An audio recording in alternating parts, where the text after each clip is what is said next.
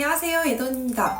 2025년 드디어 청명띠가 왔어요. 2025년에는 자동차가 날아다닐 줄 알았는데 딱히 그렇진 않네요. 날아다니는 자동차는 없어도 바뀌는 것은 있습니다. 오늘은 2025년 바뀌는 것 관련해서 리뷰하러 왔습니다. 사실 바뀐 모든 것을 정리하기 시작하면 끝이 없어서 돈과 관련된 것들만 리뷰를 해보도록 할게요. 이전에 연말정산에서 다룬 내용들은 굳이 또 다루진 않겠으니 위에 동영상 참고해주세요.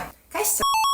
여러분, 솔직히 요즘에 다들 현금 안 들고 다니지 않나요? 이에 발맞춰 새로운 움직임이 내년에 시작됩니다. 바로 CDBC가 도입될 예정인데요. CDBC는 Central Bank Digital Currency의 약자로 중앙은행이 직접 발행하고 관리하는 화폐를 얘기해요. 비트코인과 같은 가상자산과는 다른 개념이고 스마트폰에 전자지갑을 넣어서 그 지갑에서 바로 돈을 쓸 수 있는 화폐 개념입니다. 가장 큰 차이점은 CDBC는 하나랑 어쨌든 비례를 한다는 거고 비트코인은 꼭 하나를 따라가지 않는다는 점이 되겠네요. 화폐 발행에 따른 비용을 줄이고 소비의 편의성을 높이기 위해서인데요. 크리스마스 이브에 나온 한국은행 보도자료에서 예금 토큰이라는 이름으로 운행하겠다고 발표되었어요. 예금 토큰과 하나를 1대1로 전화해서 사용할 수 있도록 만들겠다는 거죠. 사실 현금 요즘 누가 들고 다녀요? 온라인 결제가 급등되면서 같이 발맞추는 시대의 흐름이라고 생각하긴 하는데 한 가지 문제가 있어요. 어쨌든 일종의 전자거래라 기록이 남는 만큼 국가 단위로는 예금 토큰을 사용한 전 국민의 소비 내역을 확인할 수 있기 때문에 프라이버시의 문제가 대두되고 있습니다. 거꾸로 얘기하면 탈세 이슈가 조금 줄어들 것 같기도 하고 때에 따라서 국가에서 강한 컨트롤이 들어올 것 같기도 하고 그렇네요.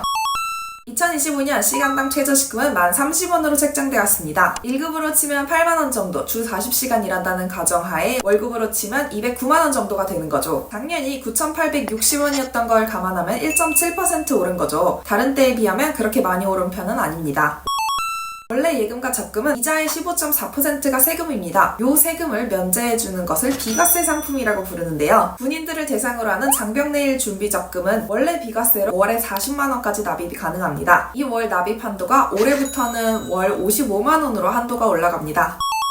일을 하지만 소득이 적어서 생계 유지가 어려운 가구들을 대상으로 지급하는 돈을 근로장려금이라고 하는데요. 단독가구의 경우 총 소득금액을 2,200만원, 호가구의 경우 3,200만원, 맞벌이의 경우 3,800만원 이하면 근로장려금을 받을 수 있었어요. 이 소득 기준에서 맞벌이의 소득 기준을 올해부터 4,400만원으로 상향했습니다. 사실 결혼하면 2명이 되는 거잖아요. 근데 여태까지의 지원금들은 결혼을 하면은 소득 기준의 한도가 오히려 적어지는 양상을 보였거든요. 그런데 이 근로장려금 같은 경우에는 똑같이 2배로 된다고 생각해 주시면 됩니다. 개인적으로는 혼인율을 높이려면 2배가 아니라 3, 4배는 되어야 되지 않나 생각하긴 해요.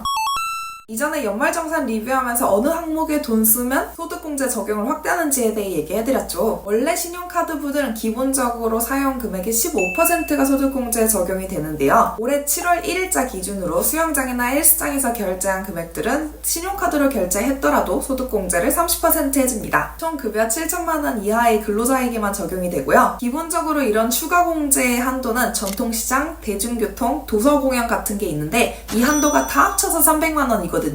여기에 수영장, 헬스장 결제한 내역도 포함이 됩니다.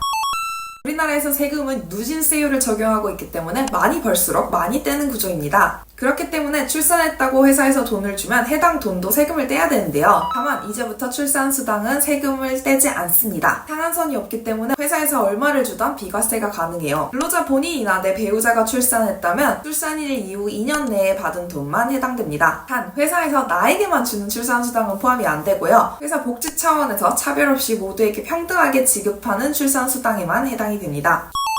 기존 육아휴직급여는 월 최대 150만원을 받을 수 있는데요. 앞으로는 해당 금액이 인상됩니다. 앞으로는 첫 1에서 3개월은 250만원, 4에서 6개월은 200만원, 7개월 이후부터는 160만원씩 받을 수 있습니다. 육아휴직이 원래 1인당 1년이었죠. 그런데 2025년 2월부터는 엄마랑 아빠 모두 육아휴직을 3개월 이상 사용하면 최대 1인당 1년 6개월씩 사용할 수 있도록 법이 바뀌었거든요. 그래서 사실상 받을 수 있는 돈은 더 늘어날 것 같네요. 참고로 육아휴직을 3개월씩 쓴다 그래서 계속 250만원을 주는 건 아닙니다. 3개월 쓰고 그 다음에 또 육아휴직을 쓴다면 1개월 차에 250만원을 주는 게 아니라 4개월 차로 쳐서 200만원을 주기 때문에 사실상 받는 총액은 육아휴직을 언제 쓰던 동일해요. 참고로 참고로 250만 원하고 100% 통상임금 중에서 더 낮은 걸 줍니다. 통상임금이 뭐냐고요? 그 전에 평균임금을 알아야 돼요. 평균임금은 모든 수당을 포함해서 받은 임금의 3개월어치의 평균값이고, 통상임금은 평균임금 중에서 고정성을 갖는 임금만 포함합니다. 평균임금은 그냥 내가 받는 모든 급여를 생각하면 돼요. 식대, 기본 월급, 야구수당, 성과금 등등. 통상임금은 그 중에서 고정되어 나오는 금액을 얘기를 해요. 예를 들어 기본 월급이라던가 아니면 회사에서 별다른 조건 없이 따박따박 나오는 식대 같은 거 말이죠. 회사가 망해서 몇 달 월급이 밀리는 상황이 아니라면 평균적으로는 평균임금이 통상임금보다 큽니다. 회사 복지나 지급하는 금액에 따라 다르겠지만 내가 3천만 원 정도 받으면 250만 원 받다가 200만 원 받다가 160만 원 받는 거고요. 그보다 아래로 급여를 받으신다면 6개월 동안 100% 통상임금을 받다가 7개월째부터는 80% 받는 거예요. 원래 주식도 사고 팔 때 세금 붙는 거 아시죠? 수수료도 보통 거래소 수수료가 0.15% 정도 붙고요. 해외 주식의 경우 1년에 250만 원까지는 비과세고 그 이상의 수익은 22%를 세금으로 내요. 그러니까 내가 만약 1000만 원어치의 주식을 사서 2천만 원이 되어서 팔았다면 250만 원 비과세를 해주고 나머지 750만 원에 대해서는 22%의 세금을 내는 거죠. 실제로 내 손에 들어오는 금액은 250만 원에 585만 원 해서 835만 원인 거죠. 아까우신가요? 그래서 세금을 낼 땐 배우자를 활용하라는 말이 있었어요. 배우자끼리는 10년 동안 6억까지는 증여해도 세금을 안 내기 때문이죠. 아까 그 상황으로 들어가서 남편이 2천만 원이 되었을 때 바로 팔아버리는 게 아니라 아내한테 증여를 하면 일단 증여세를 안 내겠죠. 6억 이하니까요. 그 다음에 아내가 바로 팔아버리면 아내 입장에서는 2천만 원짜리 주식을 2천만 원에 판 거니까 수익이 난 게 없어서 세금을 안 내겠죠. 그래서 절세하는 효과가 그동안 있었던 겁니다. 이 부분이 바뀌는데요. 이제는 주식을 증여받아도 꼭 1년은 가지고 있어야 돼요. 그러니까 앞으로는 단타주 말고 상향하는 주식들을 증여를 해야 돼. 혹시 회사에서 복지 차원에서 물건을 더 저렴하게 사게 해주나요? 그렇다면 비과세의 기준이 올해부터는 명확해집니다. 그 전에는 법의 해석에 따라 왔다 갔다 하는 부분이 있었거든요. 비과세 20% 혹은 240만 원 중에서 더 큰 금액을 해주는데요. 예를 들어 내가 자동차 회사에 다녀서 4천만 원짜리 자동차를 회사 할인을 받아서 3천만 원에 구매했다고 생각을 해볼게요. 그러면 내가 1천만 원어치의 이득을 본 거잖아요. 그럼 비과세 금액은 4천만 원에서 20%인 800만 원이 됩니다. 800만 원 혹은 240만 원 중에서 더 큰 금액을 해주는 거예요. 그래서 내가 할인받은 1천만 원에서 800만 원은 비과세고 나머지 200만 원에는 세금을 내야 됩니다. 청년 도약 계좌는 만 19세에서 34세 청년이 목돈을 형성할 수 있도록 정부에서 지원해주는 상품이에요. 소득 조건은 개인소득 연 6천만 원 이하이면서 가구소득이 중위소득의 180% 이하인 청년이에요. 원래 정부 기여금이 5년간 최대 144만 원이었는데 요게 올해부터는 최대 198만 원으로 늘어나요. 청약에서 불이익이 없도록 아파트가 아닌 주택을 구입해도 여전히 무주택으로 인정받아요. 그러니까 빌라 같은 건 구매해도 청약상으로는 여전히 무주택이죠. 이전에 탄소 중립 포인트 한번 소개해드린 적이 있는데요. 여기 지급 항목에 2월부터 자전거 이용과 잔반 제로 실천 항목이 추가돼요. 청년들을 위해서 새로운 일자리 장려금이 부여됩니다. 원래 2024년도에도 부과되긴 했는데요. 이 종류를 두 가지로 나눠서 추가적으로 더 지원을 해줍니다. 보면 도약 장려금 외에도 특정 일자리에 대해서 지원을 하는 경향이 있어서 정부 쪽에서 특정 산업군을 사람에 넣으려고 하는 경향이 보이는 것 같아요.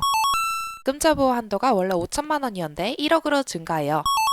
대출 중도 상환 수수료가 감소됩니다. 구체적인 사항은 아직 나오지는 않았는데요. 그동안은 은행에서 자체적으로 측정했다면 앞으로는 특정한 기준이 생길 예정입니다.